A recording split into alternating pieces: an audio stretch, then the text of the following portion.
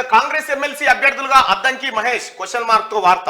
ఎమ్మెల్యేల కోటాలో దక్కనున్న అవకాశం పరిశీలనలో చిన్నారెడ్డి, హర్కర్ వేణుగోపాల్, బలరాం నాయక్, పటేల్ రమేష్ రెడ్డి పేర్లు కూడా, అంటే ఆరుగురు అన్నట్టు, ఆరుగురు పేర్లు ఉన్నాయని చెప్తా ఉన్నారు. ఇక గవర్నర్ కోటాలో కోదండరాం, అమీర్ అలీ ఖాన్ నేడు ప్రకటించనున్న కాంగ్రెస్ అధిష్టానం అంటూ ఒక వార్తను చూస్తాను.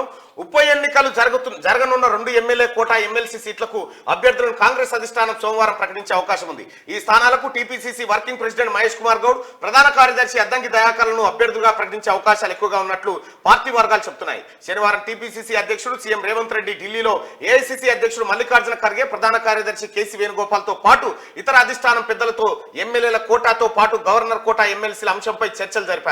ఎమ్మెల్యే కోటా ఎమ్మెల్సీ సీట్లకు మహేష్ కుమార్ గౌడ్, అద్దంకి దయాకర్ తో పాటు టీపీసీసీ ఉపాధ్యక్షుడు హర్కర వేణుగోపాల్, ఆ తర్వాత ఏఐసీసీ కార్యదర్శి జి చిన్నారెడ్డి, పటేల్ రమేష్ రెడ్డి, కేంద్ర మాజీ మంత్రి బలరాం నాయకుల పేర్లను అధిష్టానం ప్రధానంగా పరిశీలనలోకి తీసుకున్నట్లు సమాచారం. అయితే మహేష్ కుమార్ గౌడ్, అద్దంకి దయాకర్ల పేర్లనే ఖరారు చేస్తే చిన్నారెడ్డి, హర్కర వేణుగోపాలను ప్రభుత్వ పదవుల్లోకి తీసుకునే అవకాశాలు ఉన్నట్లుగా చెబుతున్నారు. మహబూబ్ నగర్ స్థానిక సంస్థల ఎమ్మెల్సీ రేసులో చిన్నారెడ్డిని దింపేందుకు ఆస్కారం ఉంటుందన్నారు. ఇక పటేల్ రమేష్ రెడ్డి, బలరాం నాయక్ ఎలాగూ లోక్సభ ఎన్నికల అభ్యర్థుల రేసులో ఉన్నారు.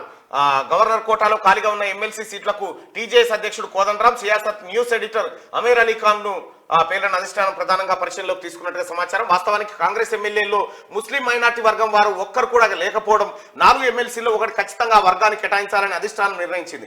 ఇందుకోసం మాజీ మంత్రి Shabbir Ali, TPCC working president అజారుద్దీన్ల పేర్లు ప్రముఖంగా వినిపించాయి. అయితే ఎన్నికల్లో పోటీ చేసి ఓటమి పాలైన వారికి ఎమ్మెల్సీలుగా అవకాశం ఇవ్వకూడదని పార్టీ పరంగా నియమం ఉండడంతో రేసులో వారిద్దరు వెనుకబడ్డారు. ఒకవేళ ముస్లిం మైనార్టీని ఎమ్మెల్సీగా తీసుకొని మంత్రివర్గంలోనూ చోటు కల్పించాలని అధిష్టానం భావిస్తే మాత్రం షబ్బీర్ అలీకి ఎమ్మెల్యేల కోటాలో ఎమ్మెల్సీగా అవకాశం దక్కవచ్చన్న ప్రచారం పార్టీ వర్గాల్లో జరుగుతా ఉంది.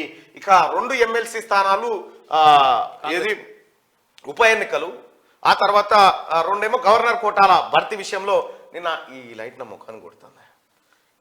ఎమ్మెల్సీ ఎన్నికల్లో ఆ 4 కోసం కసరత్తు కొనసాగుతుంది. ఆల్రెడీ ఇప్పటికే చాలా మందిని పరిశీలించి వడపోత కార్యక్రమం జరిగినట్టుగా తెలుస్తా ఉంది.